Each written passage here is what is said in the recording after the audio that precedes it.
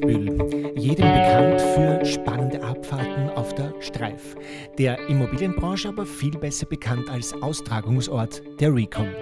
Viele altbekannte und auch einige neue Gesichter tummeln sich in diesem Jahr schon beim Welcome-Cocktail. Jeder gespannt, was die nächsten 3 Tage auf uns alle zukommt. Herzlich willkommen zur re.comm 18. Der Eröffnungsspeaker in diesem Jahr heißt Professor Thomas J. Sargent. Der Nobelpreisträger und Experte für Geldpolitik konzentriert sich auf die konzeptionellen Gründe der Euro-Krise mit einigen Parallelen zur Vergangenheit.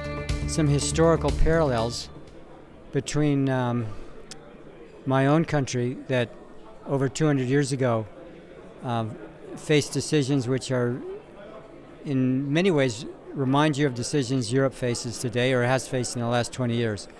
So, the short version is we were 13 countries. We had a very weak central government. We had lots of debt problems. Our debt of our individual countries, our 13 states, various people inside the country didn't like that arrangement, so they actually got together and wrote a new constitution, a drastically different constitution. If you just stand back and kind of look at, kind of in a way of machine learning and artificial intelligence does, you'll say, boy, this pattern reminds me a lot of things that's going on, and change the names. So there's similarities, there's differences, big differences too, because I'll tell you one difference. When our Constitution and our central government was created, people didn't live for very long. We didn't have big retirement systems. Why? Because people didn't retire. They didn't live beyond 45. It wasn't about giving recommendations because, the people in Europe, this is a thing Americans decided for themselves. So we had a revolution from Britain, so we could decide it for ourselves. And, Europe's going to decide it for themselves. And there's lots of really smart people, and it'll work out. Diese Parallelen werfen Fragen auf. Wiederholt sich die Geschichte oder ist das nur ein Gefühl, das drückt? It's a great question. Yeah, does history repeat? And so it never quite repeats. And that's what makes the job. I'm not a historian. I admire historians for what they do. They try to, what a good historian does is he tells you things that are similar, and then he warns you, wait a minute, not everything's exactly the same. Every time has its own challenges, and that means that lessons from history have to be, and there's kind of warnings from history.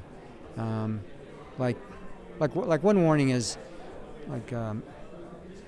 it's really good to be proud of your nationality, but it's also good to be tolerant and respectful of others.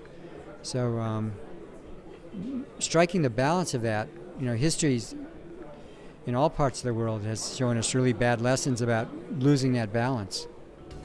Nimmt Europa nun Kurs auf die nächste Finanzkrise oder ist dieser Gedanke ein Irrläufer? Italy is a big country, and it's got people with different interests and different ideas. So there's people in Italy that would like to withdraw because they see the benefits of running their own show. They have certain people's interests in mind, and they have a certain view of the economy, which is not foolish. The people on the other side, they're weighing the costs and benefits differently, and that's the right way to talk about weighing the costs and benefits, because these guys should talk to each other. But the people who are going to decide this aren't economists, and they're not experts. They're voters that are voting for these